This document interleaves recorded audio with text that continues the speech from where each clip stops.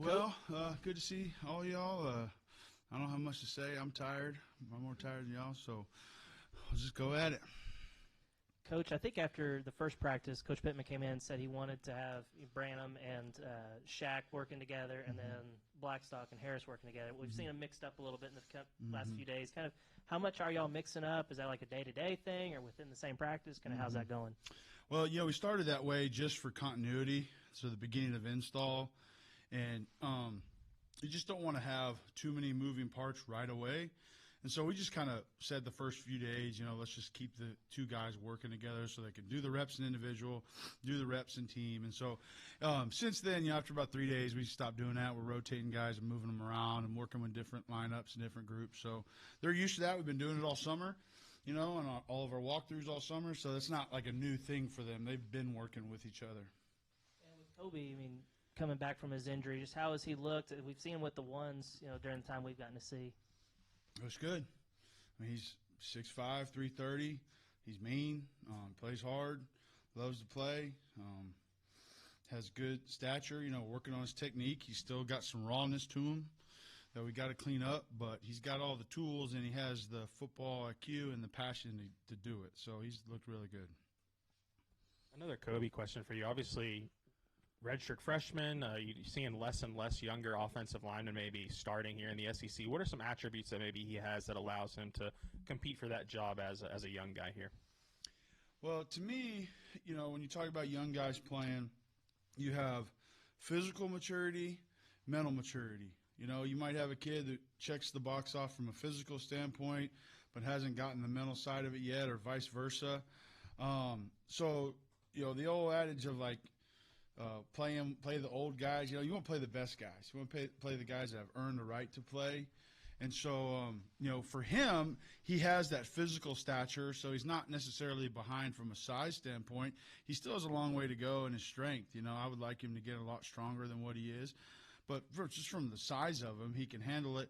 Where he's been able to impress me is he knows the offense. We got over 70 different plays as an O-line that we got to know that are unique. And some of them are, plays off each other or tags off each other, but we got to know a lot of stuff in this offense, and he handles it great. So I think that's what allows him to put himself in position to play as a young player. Let's go to the left side. What do you like the most about that, Robinson-Carmona tandem over there? Because you could have brought Fernando back and just slotted him at left tackle, but obviously moved him inside. What do they do well together? They see the game through veteran eyes. They can see things before they happen. They're really good about, we've had some different movement at center for one reason or the other, and it's if a young center says something maybe not quite right, they fix it right away. They know what it's supposed to be. They've got a lot of banked reps in their career. So I think the savviness part of it's just good, but they're both super athletic. They both can run like deer, and they can walk the dog on gap schemes and inside zone and get knocked back, and they can also run to the sideline on pin and pull. They can both run really fast. So I don't know if there's one thing I like the most. I just think I like the versatility of them. I don't have to think about it hey, do we want to run this scheme this way? There's some plays where you might have a player that might not be able to do something skill-wise as good as another. Maybe you only want to run a play a certain direction. With them, we don't even really have to think about it. They're good front side, back side, scheme, doesn't matter. I know you guys practice physical all the time, but today was the first day in pads, and that's obviously meaningful for your group. What did you see out of today? Did it feel a little bit different? The biggest difference for us from thud practices to full contact practices is we got to get to the football, because now they're trying to tackle our guy. We know in thud practices, hey, we want to finish our blocks. However, the pursuit to get to the ball becomes more critical because, hey, we need to push the pile. Running back gets stood up. We got to push the pile. There's a tackle attempt at a fumble. We got to cover it. Okay, so I think just the strain to finish the play is the biggest difference from a thud practice to a live tackle situation. Is just that get to the football mindset. Could you feel it today though that full pads are on? It's a little harder. I didn't feel it. I don't feel it. I think we play pretty physical, as you said, every day. Whether we got the knee pad is about as big as this cap. Okay, So whether we have this thing over our knee or not doesn't make a big difference. What makes the difference is that they're trying to tackle our buddy. So, that's a personal pride thing. Sam mentioned the other day he was more of a limited rotation guy, 5, maybe 6. But he said this year could be a 7. I mean, would you feel comfortable at this stage that 7 guys could play, maybe even 8? Yeah.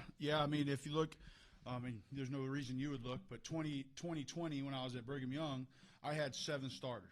I basically said I got 7 starters, played at least 7, sometimes 8 guys in every game that year. We went 11-1 or whatever we went. But, yeah, I mean, to me, if you earn the right to play, you should get to play.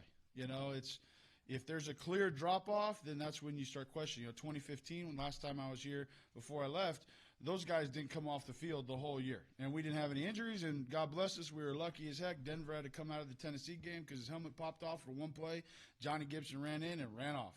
And that was it, that whole season. And then I've had seasons where you've had, 10 different combinations of starting lineups, whether it be injuries or maybe somebody's girlfriend breaks up with them on Wednesday and they're practicing like crap. And that other guy's right on his heels. Well, maybe that guy's the guy that goes that week. So I think we have the numbers and the depth to make that a competitive situation. How it's going to play out, we'll see.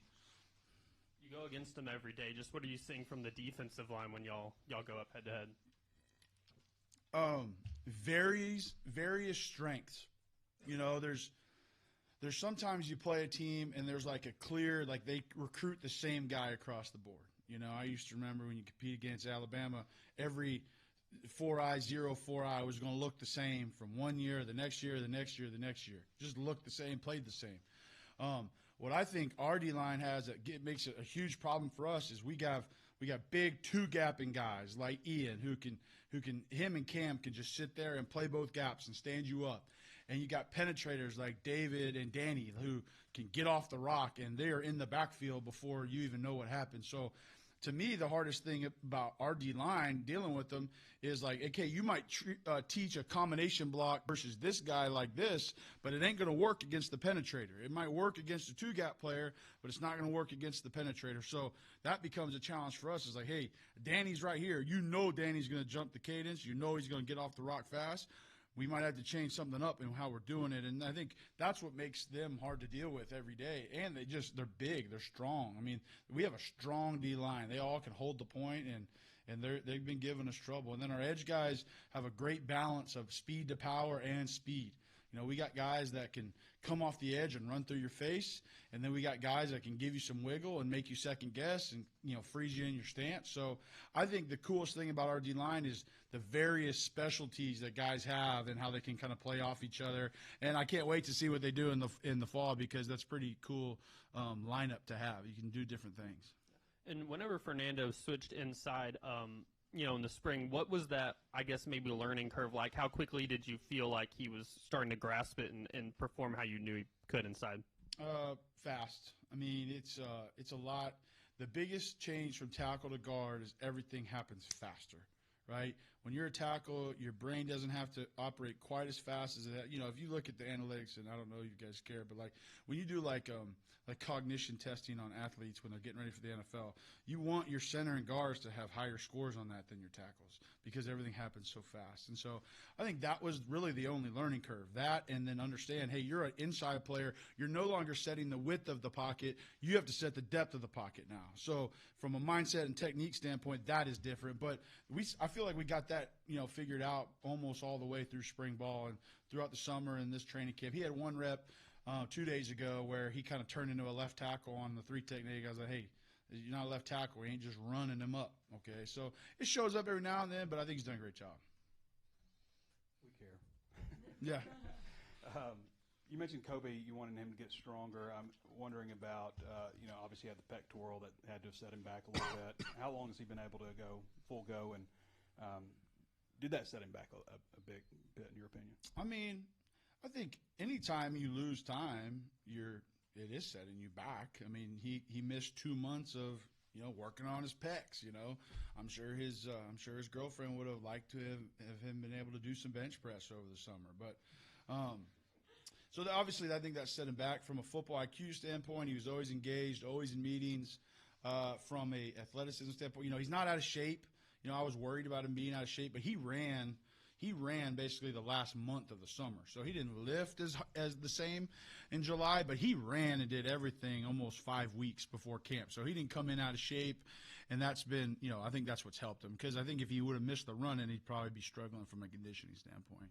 Speaking of being in shape, it looks like Shaq's dropped like 18 pounds since the spring. Just what have you thought about his dedication, and do you feel like he's pushing at all for playing time? Yeah, I mean, I think when he got here, he decided, like, Coach, I want to be lighter. And, there's a fine line there, because they do the DEXA scanning, and it ain't like he's 28% body fat. I mean, he was in the low 20s. I mean, probably our third or fourth best guy in the room as far as having lean muscle mass. So it wasn't like he was sloppy. And he just said, Coach, I want to lose a little bit so I can move better. And so we didn't really push it on him. He wanted to do it. He did it. He hasn't gotten too light. I think he's right at a good sweet spot, because he can still run really fast. And I know people don't think a guy like that can run, but he can roll. I mean, he can flat out run, and he is pushing. I mean, his maturity level from the day he got here to where he is now is night and day. I mean, he's looking back at me, telling me what he did before it comes out of my mouth. And when the player starts doing that, that's when okay, they're developing the whole game. They're developing the game within the game. And that's what's been exciting for me. And so he's pushing hard. He's doing a good job. Doing reps with the ones every day. And it doesn't look, there's not really a lot of change, It's not really a lot of change when he goes in. Coach Pittman mentioned that Harris's value because he could play 4 different spots. Have you guys worked him at different spots? Not yet. We did in the summer. So all summer, it was right tackle, right guard, left tackle. We didn't do any left guard reps in the summer, but him and Marcus Doomerville spent a lot of their summer doing a lot of different positions. So want to create that versatility, the habits, get the stance right. You want to try and get that done in the summer, so if you do have to make a change in season, it doesn't feel like you're, eating left-handed, And so I feel like we're in a good place with his versatility. He'll be ready if we need to, but right now we're kind of leaving him there at that right tackle spot. You mentioned Shaq being like one of the top 4 guys in lean muscle mass. Who are some of the other ones who just are high up in that category? LJ Prudhom's a freshman. He's 318 pounds, and I think he's 19% body fat, so he looks like a pro wrestler. Cash Courtney's another one, really low body fat. I don't have them memorized. You have to excuse me. But those are the 2 guys that stick out, And Marion Harris, he's done a good job of changing his body since he's been here. Sam had talked about the battle at right guard, first with Keyshawn and then Marion. Now Kobe's in the mix. I mean, I know it's early, but who would you say is the front runner for that starting job? No. Nobody. I mean, today they all did some awesome stuff, and they all did stuff that pissed me off. So it's probably not the right time to ask me. Maybe ask me like if I'm at Parlor Donuts, like happy. I might tell you, but right now I don't know. We'll see. They're all good players, and they've all played. So they know it's a competition. Everybody in the room knows it's a competition. So it's the guy who can stack the most wins, the most daily wins, and the most days that I think is going to win that job. And then you talked about the versatility on the left, but was there anything that stuck out to you with Corey and Caden from, wanting to jump on them in the portal? Caden. Talking about the center? Yeah, and then also Corey, too, just the 2 new guys. So with Corey, it was like, hey, we got to be better in obvious passing down situations, okay? So not a huge issue on 1st and 10 for us, not a huge issue on 2nd and 2 for us. It's 3rd and 8. Everybody in the stadium knows it's a passing down. We got to perform. And I thought we were way under the mark last season. We got to be able to win one-on-one battles. When that guy knows his pass, grandma knows his pass, everybody knows his pass, can you win? And so that was the number 1 priority was, hey, let's go find the best pass blocking tackle we can get. All right, and we'll make him right in the run game. We feel like our run game culture is really good here. Last year we were first in the SEC in rushing efficiency, so we think the run game culture that we have in the room was really solid. We say, hey, we'll take a guy even if he's below whatever standard, but if he can pass block on 3rd and 9, all right, that's going to be who we go after. Corey was our first choice. That's who we went after, and that's who we got.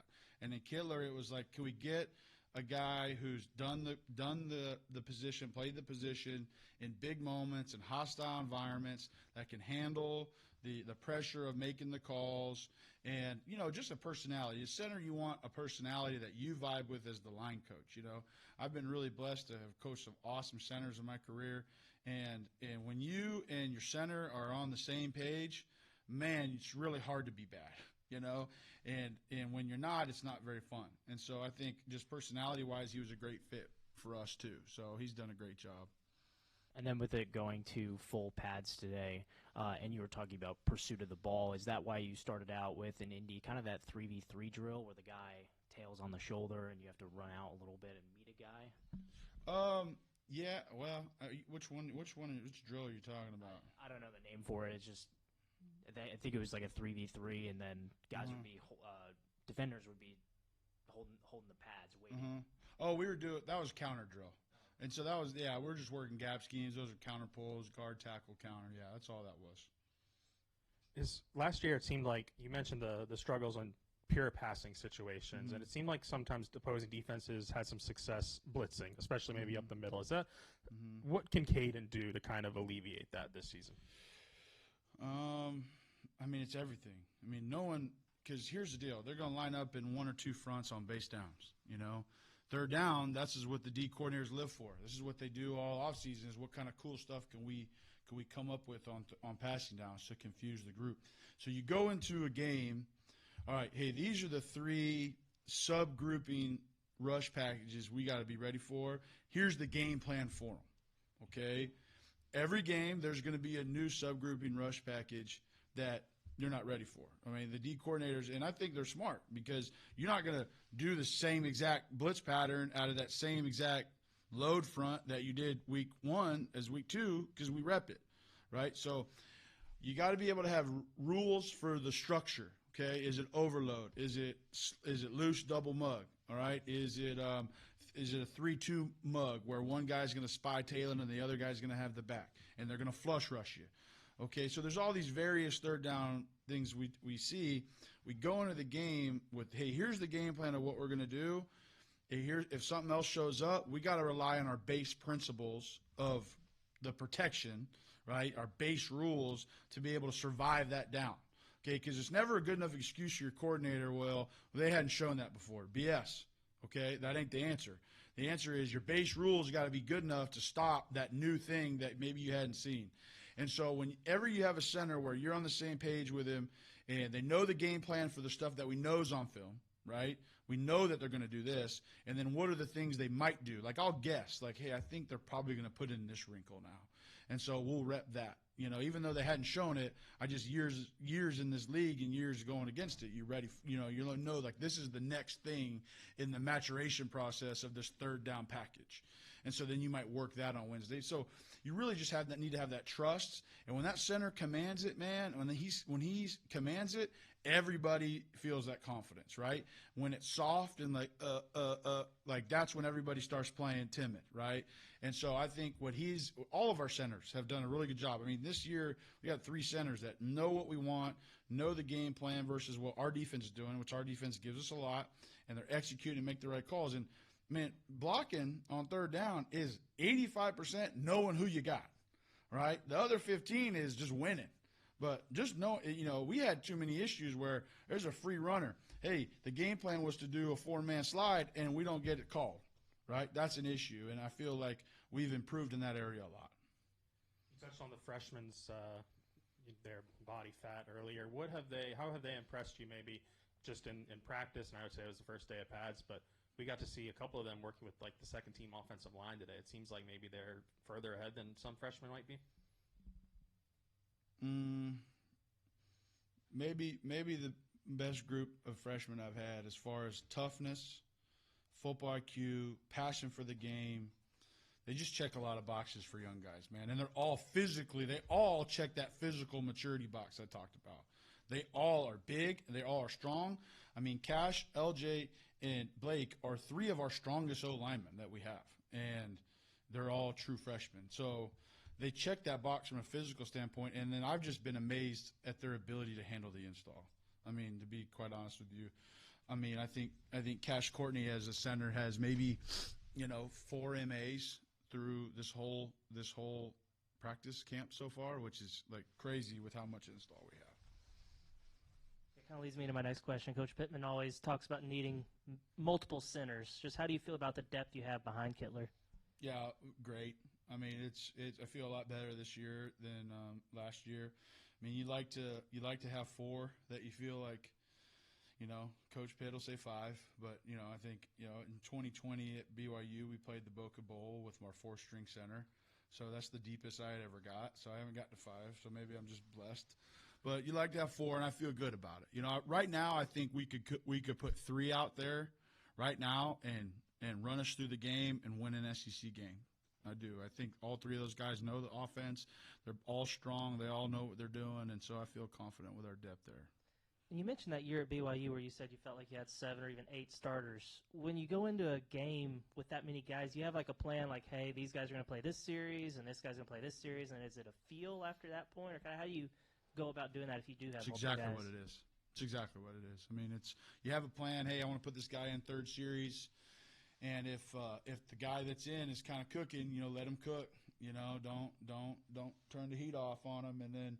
If a guy goes in and does the opposite, you might feel compelled to maybe change it a little faster than that. But, yeah, it becomes a feel thing, and, you got it. You nailed it. That's what it is. I don't know if you remember last year, but you talked about the challenges of – and you had a short turnaround also, but the challenges of bringing in, transfer portal offensive linemen when you got guys that have started and stuff. Well, you brought in 4 transfers and Bubba Craig also.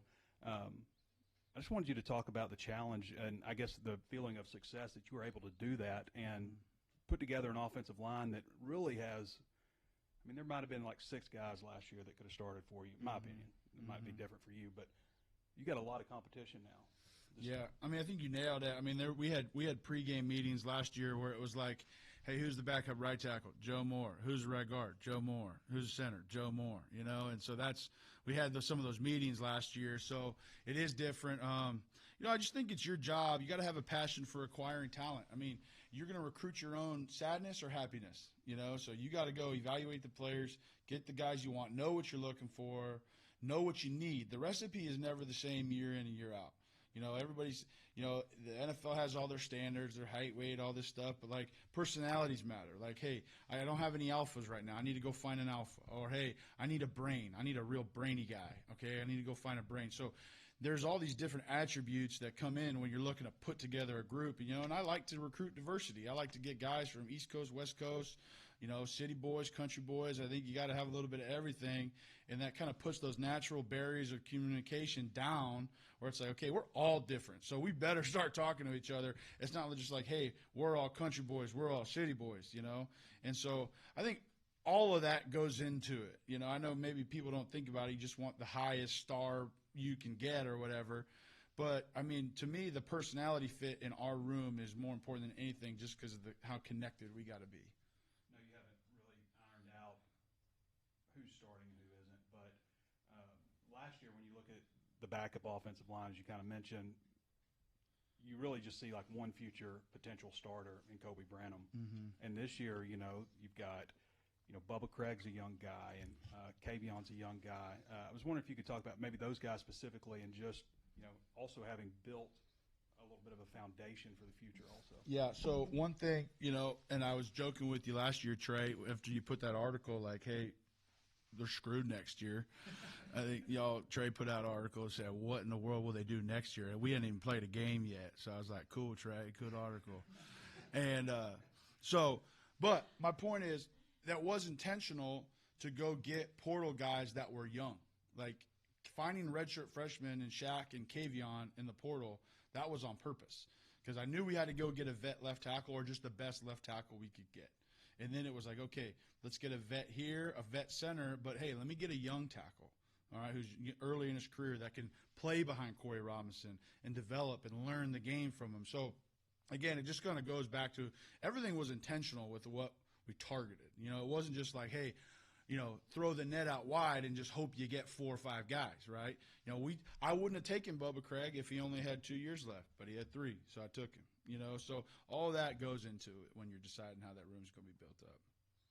You mentioned you had some other guys taking first-team reps at center last couple of days. How's Brooks looked, and has anybody else gotten some top reps? Yeah, Brooks and Cash have both been doing one center. Caden was a little banged up the last couple of days, but so they both done one center reps, and they're both doing a great job. I mean, there's you don't feel sometimes when you put in 2 and 3 center, it's like, hey, the line goes the wrong way. You have something like that, but we're not having those.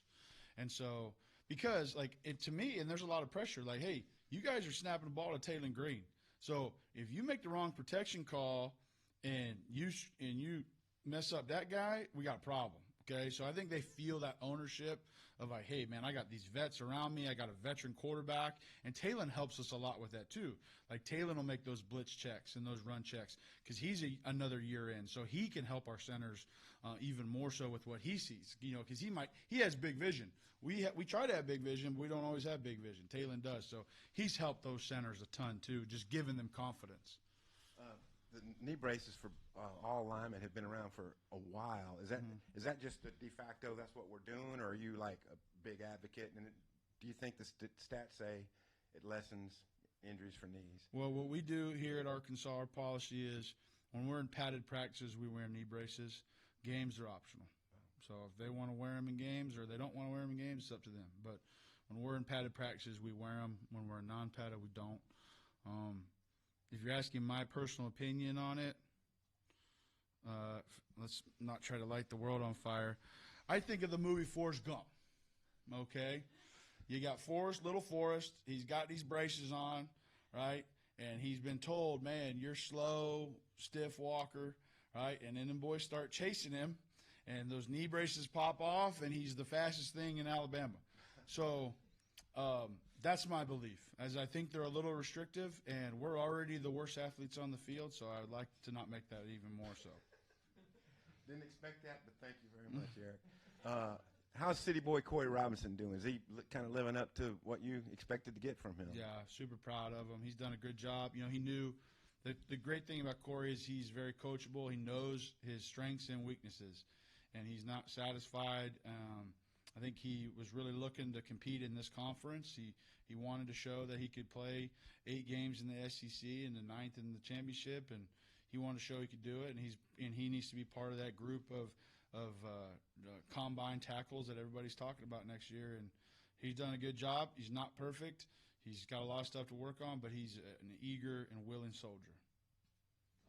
I've got one more center question. With Cade, you mentioned how good he is at recognizing things and making calls and stuff like that. How do you go about recruiting that? Like, do you know that he's going to be good at that, or is it kind of luck of the draw? Because that's not something really that shows up on film, I would imagine. How do you go about recruiting that aspect of a center? Talk to him. You just got to talk. You got to get a feel. Like I said, I've been super blessed to have been around some awesome centers. I think 3 of them guys I've been around are still starting in the league. Frank was a 4th. So I've been really lucky. And so you just know. You just know, does he have that personality? I've had the brainiac nerd guys be good centers. I've had the dude bro guys that have been good centers. But it's really like a passion for football knowledge that you're looking. Like, does this guy have a passion for knowing ball? Okay? And I think that's really the thing you're looking for with a center is, man, he just can't get enough of it. He's a junkie when it comes to football. Whether they're, type A or type B, that's really doesn't matter. It's really like, do they just love ball? And I think that's when you recruit and you talk to them and you ask them questions. Hey, you send them a clip. Hey, you did this on this play. Why did you do this versus Florida? Oh, I did it because of this, this, and this. Okay, that's a real answer. Whereas like, oh, my coach told me to. Like that's not a real answer. So same thing like any other position. You're always looking at, do they love the game? All right, thanks guys, appreciate it.